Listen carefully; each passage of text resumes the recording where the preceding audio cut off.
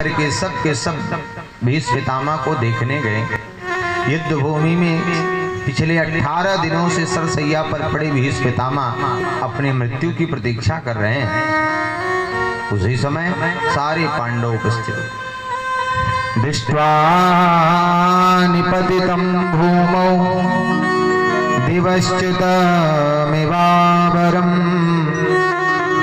प्रणेमुः पांडवा भीष्मं सानुगा सहचक्रीडः।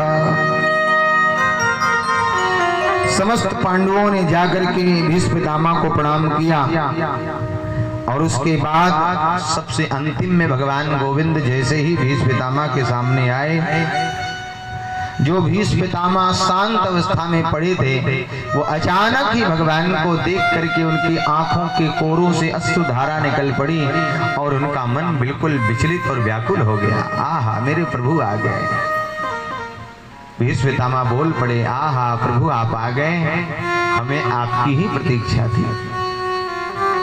भगवान ने कहा मेरी प्रतीक्षा? बोले हाँ प्रभु, मुझे उत्तरायण की प्रतीक्षा थी। भगवान ने कहा तो उत्तरायण की प्रतीक्षा थी तो उत्तरायण तो हो गया, फिर क्यों नहीं गए? बोले प्रभु उत्तरायण दो होता है, एक उत्तरायण और दक्षिणायन होता है। जब सूर्य भगवान दक्षिणायन होते हैं तो कहते हैं देवताओं की रात्रि है, और जब सूर्य भगवान उत्तरायण होते हैं तो कहते हैं देवताओं का दिन है। और जो उत्तरायण में प्राणांत जिसका होता है वो निश्चित ही स्वर्ग की प्राप्ति करता है, ऐसा कहा जाता है। भगवान ने कहा तो उत्तरायण तो हो गया, फिर हमारी प्रतीक्षा? बोले प्रभु एक उत्तरायण तो हो गया, लेकिन आप भी उत्तरायण हो। कैसे? बोले अयन माने होता है घर, और जो उत्तरा के घर में रह के आया हो वो उत्तरायण ही होगा। और आप भी उत्तरा के पेट से हो करके आए हो, उत्तरा के पेट रूपी घर से होके आए हो, इसलिए सरकार आप भी उत्तरायण हो, इसलिए आप उत्तरायण की ही प्रतीक्षा थी। अब मैं बड़ी ही शांति से अपने शरीर का परित्याग कर सकता हूँ। भगवान गदगद हो गए। भीष्म पितामह बोले सरकार कैसी विडंबना है, देखिए आप मेरे सामने हैं लेकिन मेरे शरीर के अंग अंग में बाण विधे हैं, मैं आपको प्रणाम भी नहीं कर सकता। क्या क्या? भगवान मुस्कुराए और कहने लगे बाबा,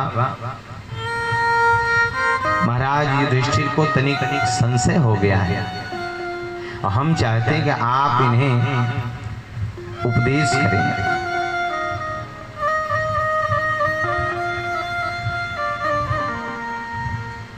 भीष्म पितामह युधिष्ठिर को देख करके समस्त पांडवों को संबोधित करते हुए कहने लगे, हे पांडवों, हे युधिष्ठिर, इस दुनिया में भगवान से यदि किसी का एक नाता हो जाए, एक संबंध हो जाए, उसका जीवन अपने आप ही सहज भाव में पार हो जाता है। और तुम्हारे तो एक नहीं कई हैं, अनेक नाते हैं भगवान से। यम मन्यसे मातुलेयं प्रियं मित्रं सुहृत्तमं